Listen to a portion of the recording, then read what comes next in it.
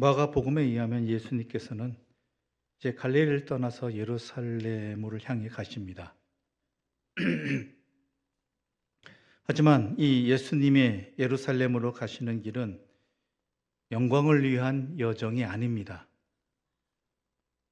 그것은 순환으로 끝날 수밖에 없는 생의 마침표를 찍기 위한 길입니다. 예수님은 자신의 앞길에서 기다리고 있는 것이 무엇인지 너무나 잘 아셨습니다. 하지만 예수님은 그것을 피할 생각이 없으셨습니다. 예수님은 하나님의 뜻을 살리기 위해 자신을 온전히 내놓으신 분이기 때문입니다. 그런데 예루살렘을 향해 가시는 예수님의 마음을 계속 답답하게 한 것이 있었습니다. 그 답답함은 다가올 고난과 죽음에 대한 두려움보다 더 컸습니다. 예수님께서는 이 땅에서 3년의 공생애를 보내시고 계십니다. 그런데 하나님을 섬긴다고 하는 제사장들이나 율법학자들, 바리새인들은 도리어 하나님의 아들인 예수님과 가장 적대적인 자리에서 벗어나지 않고 있습니다. 이스라엘 백성들은 병을 고쳐주고 먹을 것을 해결해주면 그것만 좋아했지 예수님이 누구이신지에 대해서는 아무런 관심도 없었습니다. 예수님과 함께 지냈던 제자들마저도 예수님이 누구신지 제대로 알지 못하고 있었습니다. 그 누구도 예수님께서 오신 이유를 정확하게 알지 못했고 주님이 가시는 이 길을 이해하려고도 하지 않았다라는 것이죠. 그런 상황에서 이 마지막 길을 가시는 예수님의 마음이 얼마나 답답하셨겠느냐라는 것이죠. 3년이나 고생하셨는데 보여주시고 먹여주시고 함께 해주시고 가르쳐 주셨는데 여전히 심지어 제자들마저도 예수님을 제대로 모르고 있다는 것입니다. 그런데 이런 예수님에게 위로가 되고 힘이 되는 사건이 바로 오늘 본문의 사건입니다. 오늘 본문 46절과 47절의 말씀 함께 읽겠습니다. 46절과 47절의 말씀 함께 읽겠습니다. 그들이 여리고에 이르렀더니 예수께서 제자들과 허다한 무리와 함께 여리고에서 나가실 때에 디메오의 아들인 맹인거지 바디메오가 길가에 앉았다가 나사렛 예수시란 말을 듣고 소리질러 이르되 다윗의 자손 예수여 나를 불쌍히 여기소서 하거늘. 예수님 일행이 여리고를 지나서 나가실 때였습니다. 여리고는 당시 팔레스타인에서 매우 아름다운 도시들 가운데 하나였습니다. 특히 종려나무가 많았기 때문에 종려나무의 성읍이라는 별칭도 있었고 겨울에는 따뜻하고 봄에는 꽃이 만발하여서 헤롯 대왕의 겨울 궁전이 바로 거기 여리고에 있었다고 합니다. 그런데 예수님께서 이 여리고에서 나가실 때에 한 맹인이 길가에 앉아서 구걸하고 있었습니다. 그런데 당시에는 이러한 신체적 장애를 하나님께서 이 사람이 죄를 지어서 그 형벌의 결과로 아니면 그 부모의 죄로 말미암아 이 사람이 그 대가를 치르는 일이라고 생각했습니다. 그래서 이 사람들은 이 맹인 거지에게도 바디메오도 하나님의 형벌을 받아서 버림받은 존재라고 여기고 멸시하고 소외시켰습니다. 그런 바디메오에게 평소와 같이 길가에 앉아 구걸하던 바디메오에게 나사렛 예수라는 이름이 들리기 시작합니다. 사람들이 나사렛 예수라고 하는 말을 듣기 시작합니다. 여기서 말하는 나사렛 예수라는 것은 당시에 예수라는 이름이 보편적인 이름이었기에 특별히 구별하여서 어느 동네의 예수라는 그런 의미로서 나사렛 예수라는 이름을 붙인 것이죠. 근데 또한 이 호칭은요, 예수님을 비하하고 무시할 때 사용하기도 하였습니다. 왜냐하면 당시 나사렛은 인구 500명이 넘지 않는 조그만 시골의 마을이었습니다. 구약 성경에 수많은 도시들과 여러 마을의 이름들이 나오는데 나사렛이라는 이 마을은 그 이름이 한 번도 등장하지 않을 정도로 하찮은 마을이었다라는 것이죠. 나다나엘은 나사렛에서 무슨 선한 것이 날 수 있겠느냐라고 한 것은 당시 갈릴리 지방 사람들조차도 이 나사렛을 매우 멸시하고 있었음을, 하찮게 보고 있었음을 분명히 나타내는 말이었던 것입니다. 그런데 사람들이 나사렛 예수가 왔다라는 이 말을 들은 바디메오는 사람들과는 다르게 외칩니다. 다윗의 자손 예수여. 이것은 메시아라는 뜻입니다. 메시아이신 예수님이라는 뜻입니다. 나사렛 예수와 다윗의 자손 예수는 천양지차의 차이가 나는 표현입니다. 사람들은 예수님을 나사렛 예수로만 보았지만 이 눈먼 바디메오는 메시아 예수로 부르고 있는 것입니다. 당시까지 예수님을 3년 동안 쫓아다닌 제자들도 예수님이 누구신지 잘 모르고 있는데 앞을 보지 못하는 이 맹인 바디메오가 예수님을 정확하게 고백하고 있는 것입니다. 예수님께서는 제자들에게 아주 중요한 순간에 3번이나 예수님께서 당하실 고난에 대해서 말씀하셨습니다. 첫 번째 말씀하실 때에는 베드로의 고백을 들은 후였습니다. 두 번째 고난에 대해서 말씀하실 때에는 예수님께서 변화산에서 모세와 엘리야와 함께 자신의 죽음에 대해서 대화를 나누시고 내려오셔서 귀신에게 사로잡힌 아이를 고쳐주시고 난 후에 말씀하셨습니다. 그리고 세 번째는 무엇을 하여야 영생을 얻을 수 있느냐고 질문한 젊은 부자 관리가 슬퍼하며 돌아간 후에 말씀하셨습니다. 그런데 예수님께서 자신이 당하실 고난에 대해서 말씀하셨을 때 첫 번째 반응은 베드로가 적반하장격으로 화를 내면서 예수님을 비난하는 일로 끝났습니다. 두 번째와 세 번째는 이제는 예수님께서 뭐라고 말씀하시는지 제자들은 이해하지도 또한 이해하려고도 하지 않았습니다.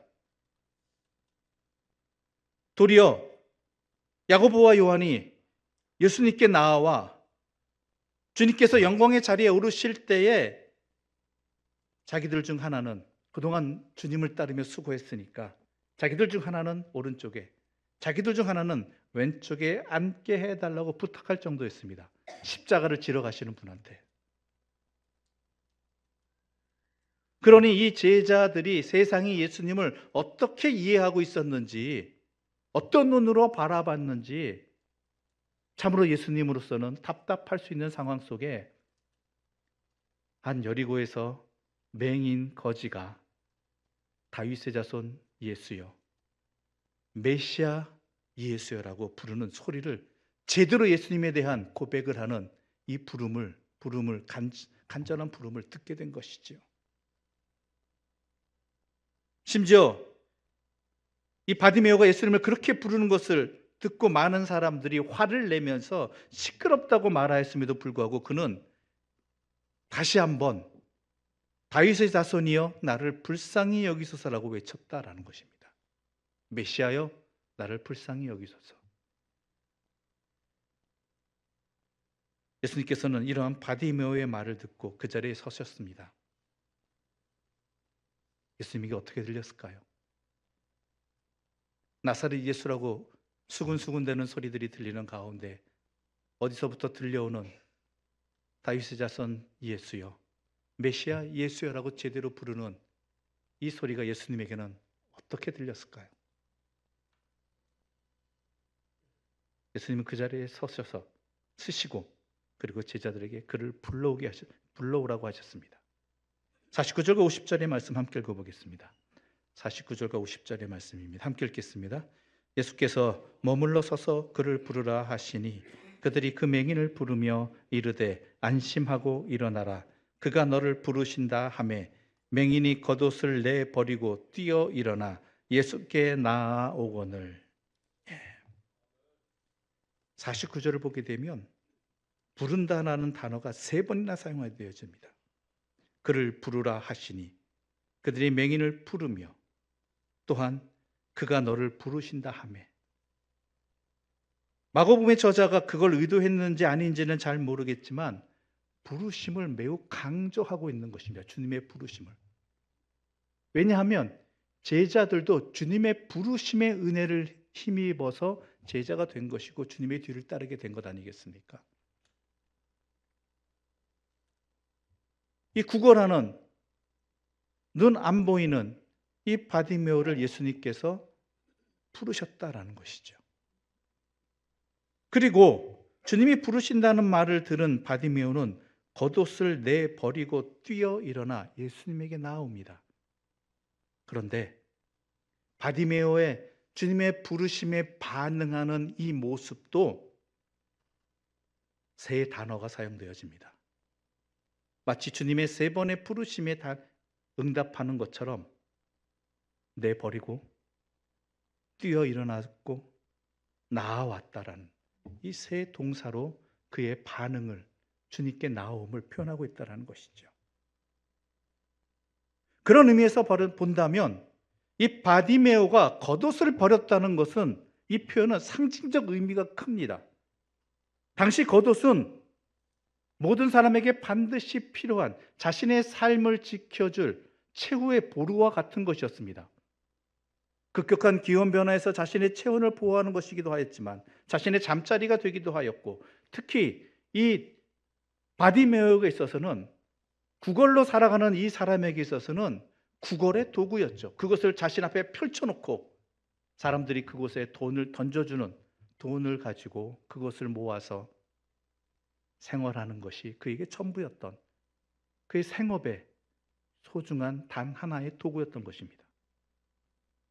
바디메오의 겉옷은 지금까지 그의 전 재산이기도 하였고 지금까지 자신을 보호해주는 도구였습니다. 그런데 그것을 내어버렸다라는 것은 예수님께서 자신을 불러주신 이상 그는 이전의 삶에 집착해서 살지 않기로 결단한 것입니다.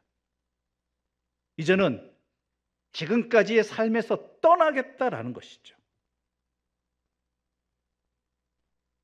우리 모두에게도 주님을 따르기 위해서는 버려야 할 것들이 반드시 있습니다. 언제나 변함없는 것도 있겠지만 상황에 따라서 또한 어느 시기에 따라서 나에게 각자 주님의 뒤를 따르기 위해서 내가 의지하고 붙들었고 가져왔고 나를 지탱해왔던, 때로는 그것이 내 존재 전부인 것처럼 여겨졌던 그러한 것들을 온전히 버리고 떠나야 할 때가 있다라는 것이죠. 근데 더 안타까운 점은 대부분의 사람들이 그럴 필요성을 못 느낀다라는 것입니다. 그것을 깨닫지 못한다라는 것이죠. 그래서 여전히 그 주님의 부르심을 힘입었음에도 불구하고, 주님의 음성을 들었음에도 불구하고 그 겉옷을 붙들고 그 자리를 벗어나지 못하고 있다라는 것입니다. 그러나 바디메오는 달랐다라는 것이죠. 내가 원하는 것이 무엇이냐? 예수님이 말씀하셨을 때 바디메오는 주저함 없이 보기를 원합니다라고 답변합니다.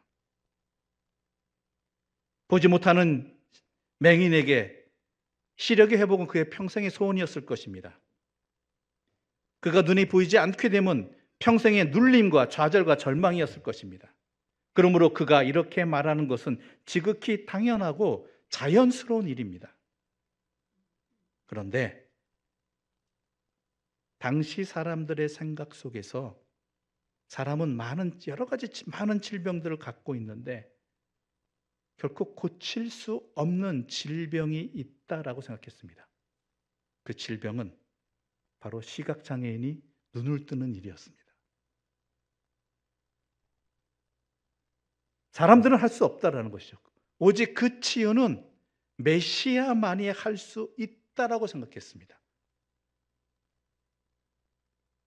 근데 이 바디메오가 보기를 원합니다라고 예수님께 응답한 것은, 소원한 것은 자신에게 자신을 부르시고 또한 자신이 거기에 응답하여 나왔고 자신에게 물으신 분이, 무엇을 원하냐고 물으신 분이 메시아임을, 사람들이 말하는 나사렛 예수가 아니라 메시아임을 믿고 구한 것이란 것이죠. 믿고 구한 것입니다. 이분이 메시아이다. 이것이 바로 믿음의 기도입니다. 그래서 예수님께서 뭐라고 하셨습니까? 너의 믿음이 너를 구원했다라고 하신 것입니다. 너의 믿음이. 믿음의 기도란 무엇이라고 생각하십니까? 내가 원하는 건 다 이루어 주신다라는 그런 믿음입니까? 그게 믿음 맞습니까? 믿음의 기도에는 여러 가지 정의가 있겠지만 그 중에 가장 중요한 정의 하나는요, 내가 기도하는 대상이 누구인지에 대해서 제대로 알고 기도하는 것입니다. 주기도문은 어떻게 시작합니까? 하늘에 계신 우리 아버지로 시작합니다. 형식상입니까? 인사말입니까? 아닙니다. 그리스도인의 모든 기도의 시작도 주기도문과 같습니다. 기도의 시작을 이렇게 하는 것은 내가 누구에게 기도하는지를 제대로 알고 기도하라는 것입니다. 그저 내가 부족한 것, 내가 원하는 것에 마음을 두는 것이 아니라 내가 지금 그 간구를 드리는 분이, 내 기도를 들으시는 분이 누구인지 제대로 알라는 것이지요. 내가 기도하는 대상을 제대로 안다면 진정으로 내가 무엇을 구해야 될지, 구하지 말아야 될지를 제대로 알 수 있습니다.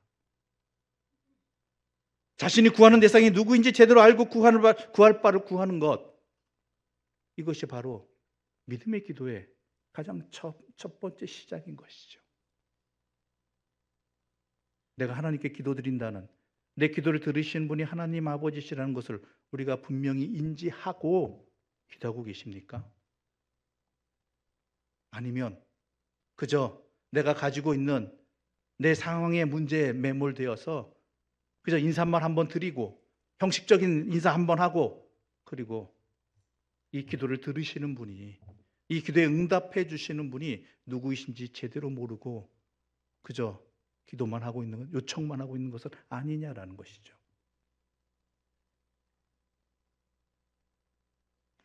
바디메오는 이 믿음의 간구를 통해서 보게 되었습니다. 바디메오가 눈뜨기를 원한다고 한 것은 그가 앞을 볼 수 없었기 때문이기도 하지만 지금 자기 앞에 계신 분이 바로 메시아 자신이고, 메시아 그분이시고, 메시아이시기에 눈을 뜨게 해줄 수 있는 분이라고 믿었기 때문이라는 것이지요. 그런데 이 눈이 떠짐은 단순히 육신의 눈만 떠진 것이 아니라 그의 영혼의 눈도 떠지게 된 것입니다. 그래서 너의 믿음이 너를 구원하였다라고, 너의 믿음이 내가 눈뜨게 되었, 그 믿음으로 말면 내가 눈뜨게 되었다가 아니라 내가 너를 구원하였다라고 예수님께서 말씀하신 것입니다. 52절 말씀 우리 함께 읽어보겠습니다. 52절입니다. 함께 읽어보겠습니다. 예수께서 이르시되 가라, 내 믿음이 너를 구원하였느니라 하시니 그가 곧 보게 되어 예수를 길에서 따르니라. 아멘. 바디메오의 사건에서 구원은 어떻게 표현되었습니까? 그의 눈이 떠졌다라는 거예요. 그의 눈이 떠졌다, 보게 되었다. 그런데 구원과 눈이 떠짐이 무슨 상관이 있겠습니까? 그저 병 고침에 육신의 장애 하나 고쳐진 것, 이게 구원과 무슨 상관이 있느냐라는 거예요. 구원이란 건짐을 받는다는 뜻입니다. 이스라엘 백성들은 하나님의 도우심으로 홍해에서 건짐을 받았습니다. 바디메오는 빛이 없는 세계로부터 건짐을 받았으니까 당연히 구원받은 것이죠. 가난, 소외, 질병으로부터 인간은 건짐을 받아야 합니다. 그러나 무엇보다 진정으로 건짐을 받아야 하는 것은 죄와 그 죄의 결과인 죽음으로부터 건짐을 받아야 되는 것입니다. 예수님은 바로 죄와 죽음으로부터 우리를 건지시기 위해 오신 분이기에 메시아이신 것이고, 건짐을 받은 자로서 주님께서 건져주신, 보게 해주신 그 참뜻을 알고 깨닫고 보게 되어서 예수님의 말씀으로 시력을 찾은 바디메오는 예수님의 뒤를 따랐다라는 것, 이게 바로 구원입니다. 바디메오가 다시 보게 되었을 때 보고 싶은 것이 얼마나 많았겠습니까? 만나고 싶었던 사람들이 얼마나 많았겠습니까? 그러나 그는 그 자리에서 예수님을 따랐다라는 것이죠. 육체의 눈을 뜨게 된 것만 주신 것이 아니라 예수님께서는 제대로 보게 하신 것, 참된 것을 보게 하신 것입니다. 그래서 무엇이 중요한지, 우리의 생은 어떻게 살아야 되는지, 내가 참으로 따라야 될 분이 누구인지, 영원한 가치가 무엇인지 제대로 보게 된 것이죠. 그러니까 멈추지도 아니하고 마치 부르심을 받은 제자들이 자신의 그물과 배를 버려두고 주님을 바로 따랐듯이 이 바디메오도 자신의 삶의 자리를 박차고 그 구걸의 자리에서, 겉옷이 있던 자리에서 떠나서 예수님의 뒤를 따랐다라는 것입니다. 왜요? 제대로 보게 되었으니까. 내 삶을 어떻게 살아야 될지를 제대로 보게 되었으니까.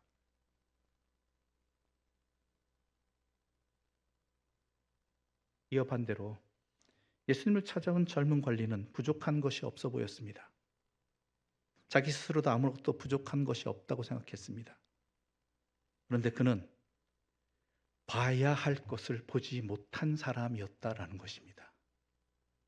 그래서 그는 주님의 나를 따르, 너는 나를 따르라는 그 부르심에 응답하지 못하고 봐야 될 것을 보지 못한 그였기에 돌아갔던 것이고, 그래서 그는 영혼이 부족한 사람, 영원한 생명이 없는 사람이 되어버리고 만 것입니다. 기도의 응답을 받는다면 여기까지 받아야 되지 않겠습니까? 아니, 우리의 간구할 것에 응답을 주시는 분은 반드시 이것까지 주시는 분입니다. 그런데 우리는 일용할 양식만 받았다고 생각하고 있다는 것이죠. 내가 어려운 문제, 내가 고민하고 있는 문제, 해결하고 싶은 이 문제에 응답받은 것만 현혹되어서 정작 더 큰 것을 이어서 주시는, 또한 그것을 위해 주신 하나님의 뜻은 제대로 보지 못하고 그저 내가 생각하는 것, 내가 얻고자 한 것, 이 땅에서 것만, 또한 육신적인 것만, 허무한 것만, 결국은 썩어질 것에만 마음이 빼앗겨서 주님이 주신 것, 더 근본적인 것, 영원한 것을 보지 못하고 있는 것은 아니냐라는 것입니다. 어떠신가요?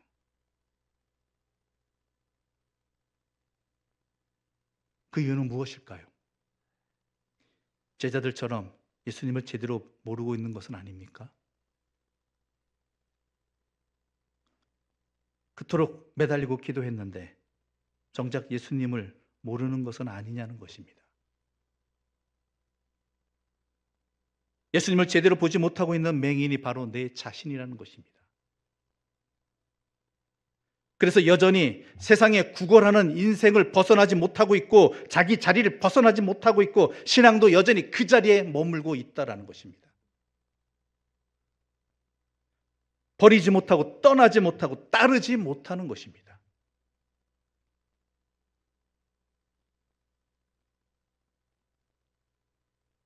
이 바디메오의 눈뜸의 사건은 예수님께서 이 땅에서 마지막으로 병자를 고치신 표적입니다. 그래서 이 표적의 의미는 당시 그 자리에 있었던 사람들은 물론이고 이 말씀을 읽는 우리 모두가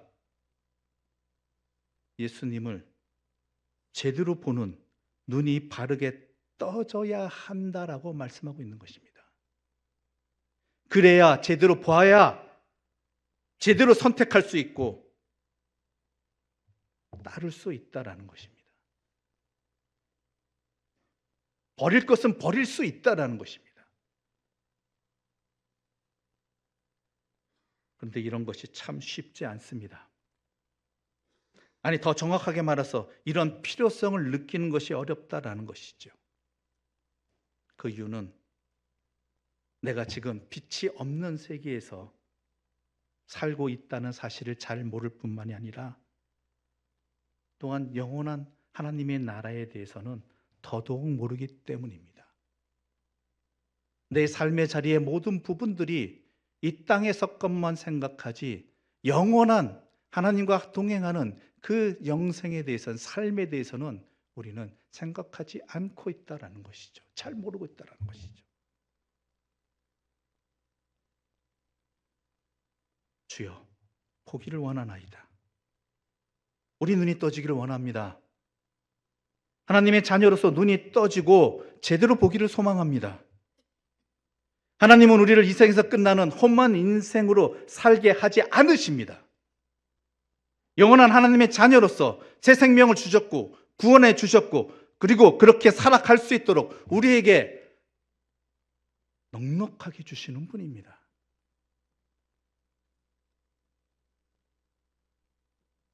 지금부터라도 나에게 주시는 응답을 통해서 그런 하나님을 더욱 깨닫기를 원합니다. 혹시 내가 보지 못한 것은 아닌지, 여전히 나는 어둠 속에 있는 것은 아닌지 찾고 살펴보기를 바랍니다. 혹시 내가 주님을 제대로 모르고 제대로 믿지 않고 있는 것은 아닌지 이 말씀을 통해서 내 자신을 진단해 보기를 바란다는 것이죠. 그리하여 우리의 모든 간구와 응답을, 하나님의 응답을 통해서 이렇게 살아갈 수 있도록 주신 참된 것을 보고 일어나 하나님의 사람으로 따라가기를, 나아가기를, 살아가기를 간절히 소망합니다. 기도드리겠습니다.